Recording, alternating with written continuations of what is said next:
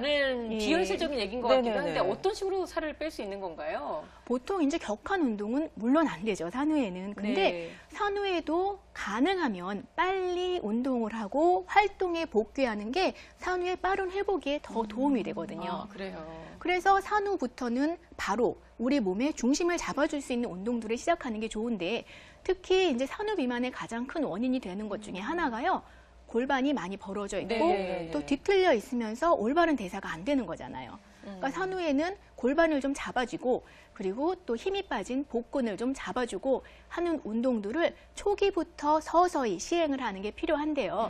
이런 식으로 체형을 같이 잡아주는 운동을 시행을 하다 보면 그만큼 산후의 회복도 빨라지고 또 체중이 원래로 돌아오는 그런 속도도 빨라지게 되는 거죠. 근데 사실 이제 그 출산을 거치고 이제 저도 이제 43이 되니까 중년이 됐잖아요. 근데 약간 건강을 해치는 이런 운동법을 소개를 해주면 사실 이게 덜컥 겁이 나요. 또 주위에서는 그 나이에 잘못 운동해갖고 병났다 이 소리도 정말 많이 들리게 되고. 근데 아까 선생님이 이제 이제 알려주실 코어 운동이라고 했죠. 그거는 살도 뺄 수 있고 건강도 이게 챙길 수가 있대요. 그 원리가 뭔지 그 원리부터 좀 말씀 좀 해주세요. 예, 이제 아까 제가 속근육을 조금 강화하면서 중심을 잡아준다라고 말씀드린 게 바로 코어 운동인데요. 이렇게 코어 운동이라는 거는 우리 몸의 가장 안쪽에 붙어 있는 근육들을 강화시키는 운동을 말을 해요. 가장 안쪽에 붙어 있는 근육이라 그러면은 우리의 체형을 잡아주고 올바른 자세를 만들어주면서 또 벌어졌던 골반들을 제 위치로 잡아줄 수 있는 이런 근육들을 강화시켜주는 운동이거든요. 근데 그뿐 아니고요. 이런 코어 근육들은 굉장히 에너지 효율이 높아요. 그러니까 에너지 대사가 잘 되는 몸을 만들어줄 수 있기 때문에 다이어트에도 강력한 아군인데 보통 한방에서 이런 코어 위치를 우리 몸의 단전이라고 보거든요. 아마 단전 얘기는 많이 들어보셨을 텐데요. 예. 위로 치솟는 화기를 잡아주면서 아랫배를 따뜻하게 해주고 우리 몸의 원활한 대사를 도와주기 때문에 건강을 해치지 않으면서 건강하게 다이어트를 할 수 있는 그런 방법이 될 수 있습니다. 네. 근데 사실은 이제 골반 같은 경우는 아기를 바로 낳고 나서 한 1년 정도 이미 지난 분들은요. 에휴, 이제 나는 큰일 났구나. 그래서 많은 분들이 왜 애 하나 더 낳으면 더 좋아져. 막 이렇게 얘기하시잖아요. 근데 저희처럼 아기 난 지 이제 수년이 지난 사람들도 이 코어 운동을 하면 다시 몸을 잘 잡을 수 있는 건가요? 예, 꾸준히 하시는 게 중요하고요.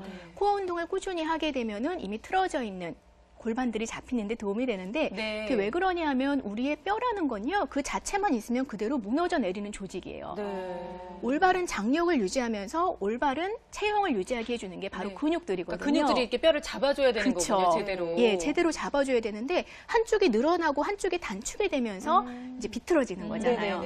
근데 꾸준히 코어 운동을 해주고 근육들이 제 성질을 찾게 해주는 운동을 해주게 보면은 당연히 원래의 몸으로 돌아오게 되고 그러면서 산후에 해결되지 않았던 비만들도 해결될 수 있는 그런 결과가 되는 겁니다. 네, 여러분 산후에 해결되지 않았던 비만이 잡힌답니다. 오늘 많이 기대가 되실 것 같은데요. 송미연 교수님의 강의를 듣고 직접 운동법도 함께 배워보도록 하겠습니다. 큰 박수로 강의 청해 듣죠?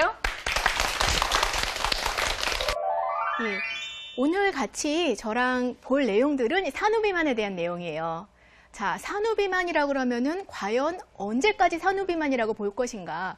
보통 제가 이제 외래에서 환자분들을 병원에서 보다 보면은 한 50 정도 되신 분들이 산후비만 때문에 왔어요라고 하시는 분들이 계신데요. 자, 그러면은 50대까지 과연 산후비만으로 봐야 될 것인가? 일반적으로 산후비만이다 그러면은 출산 후부터 6개월까지를 얘기를 해요. 그래서 6개월까지 이제 해결되지 않을 경우에는 산후비만의 범주에서 치료를 하게 되는데 6개월이 지난 후에 그 체중이 그대로 빠지지 않고 유지가 된다 하면은 산후비만보다는 일반적인 비만에서 치료를 하고 있어요. 근데 문제는 뭐냐 여기서 우리가 산후비만은 산후에 회복되지 않은 우리 몸이 문제가 돼서 나타나는 거거든요. 그런데 그게 산후에 해결이 되지 않고 그대로 몇 년, 10년이고 20년이고 이어졌다 그러면은 그것도 마찬가지로 산후비만의 범주로 바라볼 수가 있다는 거죠. 넓은 의미에서. 자, 무슨 얘기냐. 아기를 낳으면서 우리 몸의 체형이 변형이 돼요. 체중은 그대로 돌아왔다고 하지만 바지가 맞지 않고 골반 부위가 바지가 작아지게 되죠. 그 얘기는 골반이 그만큼 벌어져 있는데 그게 산후에 회복이 되지 않은 상태로 그대로 방치가 되고 또 골반이 뒤틀려 있는 상태가 그대로 방치가 되다 보니까 계속 순환이 되지 않고 우리 몸의 대사가 떨어지게 되고 하면서 하복부 쪽이 비만이 나타나게 되는 이런 결과로 나타날 수 있기 때문에 그런 경우에는 같이 산후 비만의 범주에서 바라보고 치료를 하게 되는 겁니다. 네. 예, 한번 PPT를 보도록 할게요. 여기서 지금 그림에서 보시는 거가 여성에 있어서의 지방세포의 변화예요.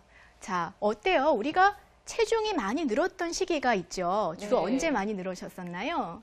임신했을 때 가장 많이 예, 늘게 임신했을 되죠. 때 가장 많이 예. 늘죠. 네. 그리고 저는 개인적으로 사춘기 때 체중이 많이 늘었었어요. 그때도 네, 살이 그때 찌고요. 조금 약간 예. 몰락이 맞아요. 있잖아요. 네, 네. 여드름도 막 나고. 그렇죠. 예. 그리고 또 조금 더 지나면은 갱년기 때 체중이 많이 늘어요. 아, 그렇구나.